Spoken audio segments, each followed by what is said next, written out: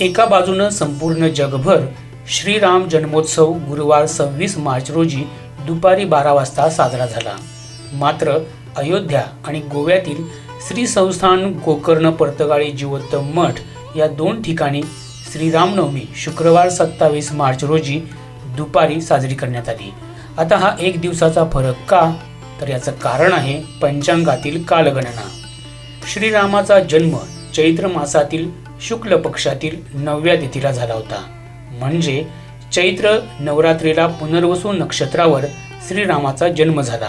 त्यामुळं नवमी तिथी 26 मार्च रोजी चालू झाली तरी पुनर्वसू नक्षत्र हे 27 मार्च रोजी सकाळी 11:13 सुरू झालं आणि दुपारी 1:41 संपलं। हाच मुहूर्त साधून श्रीरामाच्या मस्तकावर सूर्यकिरणे येतील अशा तऱ्हेनं अयोध्येतील श्रीरामाची मूर्ती मंदिरात स्थापन करण्यात आली आहे। यंदा 27 मार्च रोजी दुपारी 12 वाजताच या मुहूर्तावर सूर्यतिलक झाला आणि याच मुहूर्तावर गोव्यातील काणकोणच्या पर्तगाळी मठात देखील श्रीरामाला पाळण्यात घालण्यात आलं।